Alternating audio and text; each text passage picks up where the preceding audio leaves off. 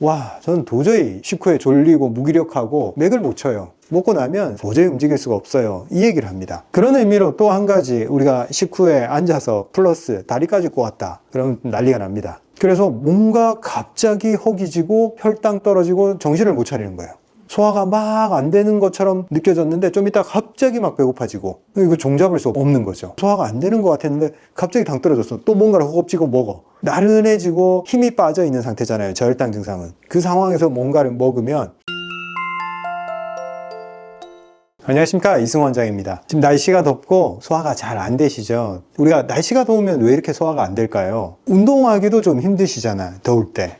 이게 근육이 열을 받으면 이걸 감당을 잘 못해요. 그리고 수축하는 그런 힘들, 그런 게 좀 탄탄하게 일어나지 않고 느슨해져 버려요. 그래서 여름에 너무 더울 때 운동 능력도 발휘가 잘 안 되고 소화기도 근육장기잖아요. 그래서 잘 늘어져요. 여름에는 모든 근육이 탄력이 좀 떨어지는 경향이 있고 열에 취약해지기 때문에 근육 운동상에서 발생하는 열을 처리한다고 좀 사람이 맥을 못 쳐요. 그래서 당연히 여름에 소화가 더 안 되고 식후에 눕고 싶고 늘어지고 싶고 그런 마음이 들잖아요. 근데 여러분, 절대 식후에 누우면 안 됩니다. 왜 그러냐면 우리 인간의 소화기의 설계 때문에 그래요. 누우면 소화 기능이 정상적으로 작동을 할 수가 없습니다. 다른 동물과 다르게 인간은 직립 상태로 일어서 있잖아요. 그래서 소화기의 구조가, 동물들은 수평적인 배열을 가지고 있는 반면에 인간은 수직 배열을 가지고 있어요. 우리가 음식을 먹었을 때 중력 방향으로 이렇게 위에서 아래로 떨어질 것 같지만 단순히 그렇게 중력에만 의존하지는 않아요.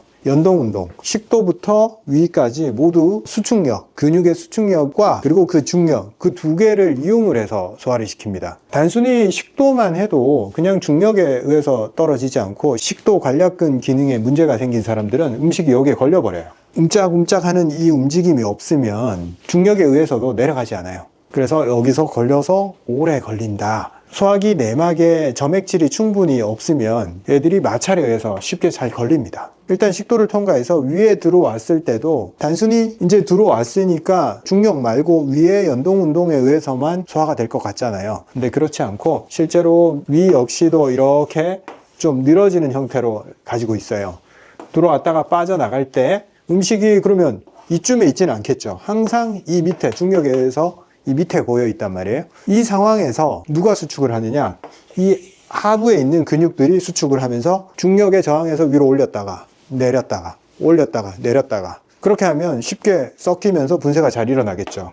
근데 보세요. 여기서 이제 눕지 말라는 얘기가 나옵니다. 중력이 이 물질을 밑으로 내려주는 거와 근육의 압력으로 수축해서 올려주는 거, 이 두 개가 아래 위 방향으로 작용을 하게 돼 있습니다. 근데 옆으로 누웠다고 생각해 보세요. 위가 옆으로 누웠다. 위가 옆으로 펑펑하게 이렇게 퍼져 있다. 그러면 음식이 이 위의 측면 이런 데 고이겠죠. 이 측면으로 이렇게 고이겠죠. 이렇게 고였단 말이에요. 근데 아까 말했듯이 수축하는 부분은 어디예요? 이 아래쪽 면이 수축력이 강해요. 그러면 수축을 했을 때 이게 들었다 놨다가 안 된단 말이에요. 그냥 이쪽으로 갔다가 다시 돌아와야 되는데 여기는 수축력이 별로 없어요. 그러면 왔다 갔다 하는 이게 안 되겠죠. 얘는 하면 올라갔다가 다시 내려오니까 또 밀고 하는 과정을 통해서 소화를 시키잖아요. 근데 얘는 여기서 짰다. 그럼 이쪽으로 갔다. 식도 관략근이 잘 작동을 한다 했을 때 누워서 먹는다고 해서 처음부터 역류하진 않아요. 근데 갔다 안 돌아오는 거예요. 보냈는데 안 돌아와. 또 보냈는데 안 돌아와. 여기 압력이 형성이 안 돼요. 얘들이 밀려와줘야지 여기다 압력이 생기잖아요. 그러니까 헛발질을 계속하는 거예요. 위가, 소화가. 그러면 위에 정체되는 시간이 처음에는 한 1.5배 더 길어져요. 근데 점점 이 습관이 지속되는 사람들, 특히 먹고 1시간 이내에 자는 사람들, 그럼 이건 2배, 3배까지 늘어나요. 소화 시간이. 음식물이 여기에 오래 남아있게 되고, 오래 남아있으면 가만히 좀 있으면 좋지만 그렇지 않아요. 위 벽 점막도 음식물에 그렇게 오래 노출되어 있게 설계되어 있진 않아요. 못해도 2시간 정도 지나가면 빠져나가기 때문에 위 점막은 한 2시간 정도는 음식물에 버틸 수가 있어요. 근데 이게 3시간, 4시간 막 지속된다고 생각을 해보세요. 점점점 깎여 나가는 거죠. 그리고 거기서 끝나지 않고 이 습관이 반복이 되면 원래는 압력을 받지 않았던 식도와 위 괄약근, 이게 밸브 기능이 있어서 딱 오므려서 닫혀 있던 그 괄약근이 위 운동을 하면서 여기서 아무리 힘을 줘도 여기는 중력상 여기까지 못 가거든요. 여기 요 정도에서 왔다 갔다 하겠죠, 음식이. 근데 누워서 이 압력을 줬다. 여기를 치겠죠. 치면서 뚫고 올라가는 거예요. 올라가지 말아야 될 내용물들이. 그리고 계속 반복해서 여기를 뚫어버리니까 얘가 이제 느슨해지는 거죠. 그리고 아차 싶어서 이제 이 행동을 안 했어요. 안 했는데 이미 위 점막이 많이 손상이 돼서 위가 음식이 들어오면 아프고 괴롭고 불쾌한 느낌 때문에 위는 점막이 약해져서 음식을 2시간은커녕 1시간도 견뎌내기 힘든 상태가 돼버려요. 그래서 나 괴로워 하면서 빨리 제거할래 하고 넘겨버리려고 하는데 소화가 덜 된 상태잖아요. 못 넘겨요. 그러면 강한 수축력에 의해서 이쪽을 넘기려는 목적이었는데 실제로는 이쪽으로 가버려요. 그래서 처음에 만성 위염이 생기고 위축성 위염, 위 점막이 얇아지고 거의 필수적으로 역류성 식도염이 같이 발생을 해버립니다. 음식을 먹고 처음에 누웠다고 해서 바로 역류가 되지 않아요. 위 시스템이 그걸 다 보완을 해주기 때문에. 근데 결국 시간이 지나면서 역류로 연결되고 점막은 다 손상이 돼버립니다. 어쨌건 우리는 위에 음식이 단시간 머무르게 하는 게 위 건강에도 좋고 전신 건강에 되게 좋습니다. 정상적인 상태에서 소화를 할 때는 이렇게 음식이랑 소화액이랑 섞어서 어느 정도 좀 알갱이가 작아졌다, 좀 죽 같은 형태로 됐다 싶으면 이쪽이 딱 열려요. 그래서 어디로 내려가냐? 십이지장으로 딱딱 내려가면서 소장에서 흡수 준비를 합니다. 한꺼번에 내려주는 게 아니고 음식을 입안에서 씹는 행위랑 비슷해요. 좀 덩어리가 큰 게 있고 좀 많이 죽처럼 된 게 있으면 좀 훨씬 물같이 된 거는 자동으로 우리가 의식하지 않아도 조금씩 넘어가잖아요. 목구멍으로. 마찬가지예요. 위에서도 덩어리가 큰 게 있고 좀 죽처럼 돼 있는 게 있으면 이쪽으로 넘어가는 것은 좀 죽처럼 돼 있는 게 먼저 조금씩 소량씩 천천히 넘어갑니다. 근데 우리가 누워 있다가 소화가 계속 지연된 상태에서 고여 있다가 어느 순간 한꺼번에 넘어가요. 여기서는.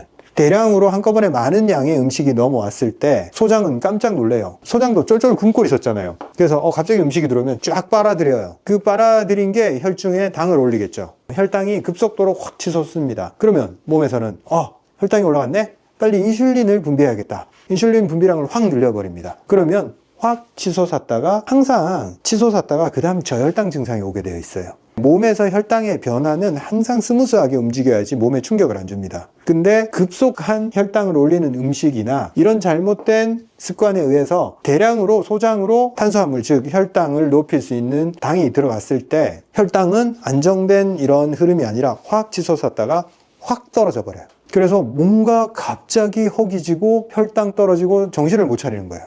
소화가 막 안 되는 것처럼 느껴졌는데 좀 이따 갑자기 막 배고파지고 이거 종잡을 수 없는 거죠. 소화가 안 되는 것 같았는데 갑자기 당 떨어졌어. 또 뭔가를 허겁지겁 먹어. 나른해지고 힘이 빠져 있는 상태잖아요. 저혈당 증상은. 그 상황에서 뭔가를 먹으면 당에 의해서 기분이 싹 풀리면서 또 늘어져. 그럼 또 눕고 싶죠. 먹고 나서 눕고 이게 반복이 되는 겁니다. 이게 습관화된 사람들은 식후에 운동을 하셔야 됩니다. 식후에 최소한 걸어 주셔야 됩니다 라고 얘기를 하면 저는 도저히 식후에 졸리고 무기력하고 맥을 못 쳐요. 먹고 나면 도저히 움직일 수가 없어요. 이 얘기를 합니다. 근데 선후 관계가 잘못됐어요. 움직여줬으면 그 현상을 막을 수가 있는 겁니다. 식후에 이렇게 눕지 않고 서서 활동하면서 천천히 음식이 소장으로 넘어가고 혈당이 서서히 오르게 하면 혈당이 확 치솟지도 않고 확 떨어지지도 않아요. 그냥 컨디션이 그대로 일정하게 유지가 되는 거예요. 그리고 식후에 걷게 되면 우리가 하체 근육을 쓰잖아요. 그러면 이렇게 소장으로 들어온 음식의 흡수에 의해서 높아진 혈당을 누가 갖다 써요? 근육이 제일 빨리 갖다 씁니다. 그래서 인슐린을 그렇게 대량으로 분비할 필요가 없어지는 거죠. 근육이 갖다 썼으니까 혈당 오른 걸 처리해버렸어요. 그래서 인슐린에 개입할 여지를 확 줄여놓은 거예요. 그래서 먹고 소장에서 흡수해서 당이 높아진다 할 즈음에 걸어서 혈당을 그쪽으로 배치를 시켜야 됩니다. 배치를 안 시키면 혈당 스파이크가 오고 저혈당이 연달아 온다. 그 상황에서는 운동을 못한다. 늘어져서. 그 당뇨학회에서 발표한 논문에 의하면 식후 30분마다 3분씩만 걸어줬을 때 식후 혈당이 25%가 감소를 해요. 단순히 식후에 걸어줬을 뿐인데 혈당 수치를 아주 효율적으로 관리할 수 있다는 거죠. 딴 때 걷는 것보다 식후에 혈당이 올라갈 때 그때 처리하는 게 되게 중요해요. 먹고 누워있고 활동 안 하고 그런 사람들이 혈당 스파이크를 경험하기가 쉽고 그 상황에 계속 반복적으로 노출이 되니까 당뇨가 올 확률이 높겠죠. 당뇨가 이미 왔건 아니건 간에 식후에 걸어주는 것은 되게 중요하고 혈당을 관리하고 싶은 사람은 반드시 식후에 걸어야 됩니다. 그럼 중력과 위장의 수축력이 합동으로 이 소화를 돕기 때문에 앉아있어도 중력이 작용하지 않냐? 왜? 이것도 앉아있는 형태잖아요.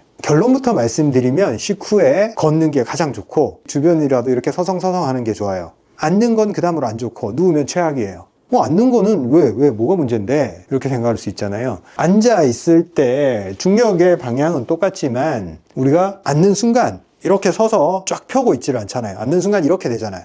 이렇게 되면 내장을 압력을 줘요. 압력을 주면 연동 운동을 방해를 합니다. 모든 통로들이 조금씩 다 눌려가지고 지나가는 통로들이 좁아집니다. 그래서 진행 속도가 느려지고 누웠을 때보단 덜하지만 진행 속도가 다 느려집니다.